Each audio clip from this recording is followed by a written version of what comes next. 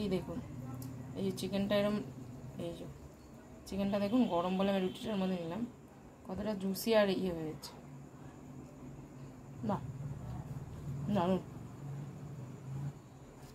সবজিগুলো পুরো সেদ্ধ হয়নি, একটু ক্রাঞ্চি ভাব লাগছে এবং খুবই ভালো লাগছে।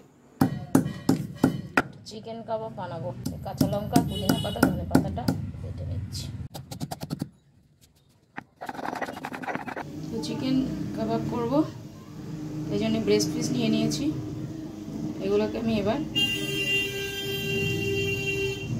কেটে নেব কিউব কিউব করে। কাঠি কাবাব করব, কাঠির মধ্যে গেঁথে।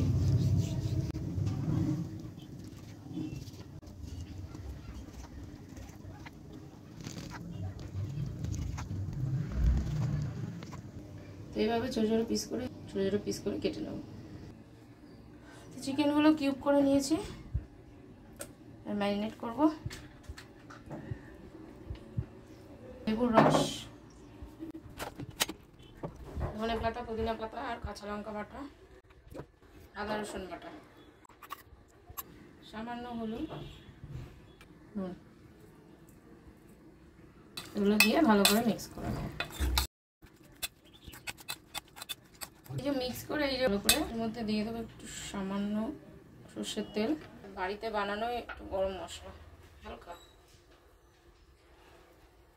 দিয়ে এবার ম্যারিনেট করে ফ্রিজে থাক।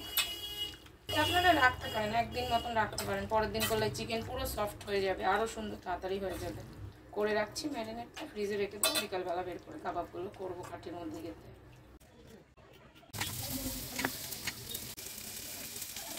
ম্যারিনেট করা চিকেনটা আমি ফ্রিজ থেকে ঘন্টাখানেক আগেই বার করে এনে রেখে দিয়েছি যাতে রুম টেম্পারেচারে চলে আসে। আর এখানে আমি যে কাঠিতে কাবাবগুলো করব, এগুলো বাঁশের কাঠি কিনতে পাওয়া যায় দোকানে। তো এগুলো আমি একটু জলে ভিজিয়ে রেখেছিলাম, তখনই ওই আধ ঘন্টা আগে ভিজিয়ে রাখলেই হবে। সবজিগুলো তো কেটেই নিয়েছি, এখানে ওই কিউব কিউব করে পেঁয়াজ, তারপর হচ্ছে তোমার red and yellow bell pepper সব কেটে নিয়েছি। এবার এই সবজিগুলো আমি এই চিকেনের মধ্যেই দিয়ে দেবো, দিয়ে একটু নেড়ে চেড়ে নেবো যাতে একটু মশলা মেখে যায় সবজিগুলোতে, খেতে ভালো লাগে।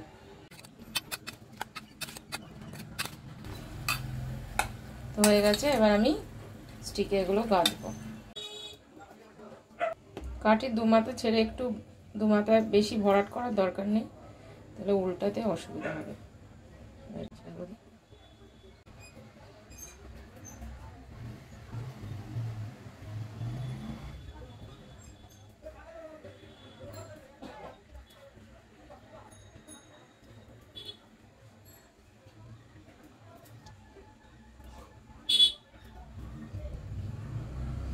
এই যে এরকম করে নিলাম।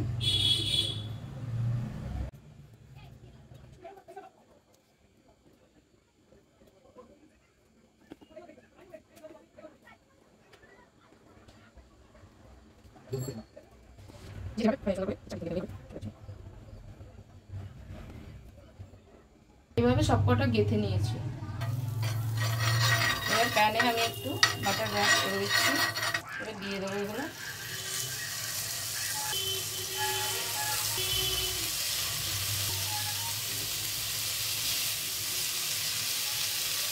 তো দিয়ে এবার জালটা মিডিয়ামে রেখে আমি একটু 1 মিনিট মতো রেখে দেবো যাতে সব কিছু সুসিদ্ধ হয়ে যায়।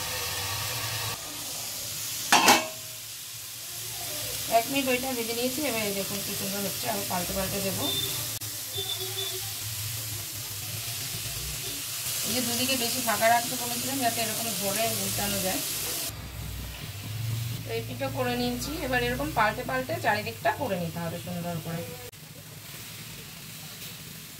আর মাঝে মাঝে একটুখানি এই যে বাটার বা আপনারা তেলও দিতে পারেন বা ঘিও দিতে পারেন, একটু দিতে হবে যাতে ড্রাই না হয়ে যায়। আমাদের ব্রাশ নেই তাই চামচ দিয়ে এরকম করে দিতাম, ব্রাশ দিয়ে দিলে ভালো হয়। আছে কোথায় খুঁজে পাচ্ছি না,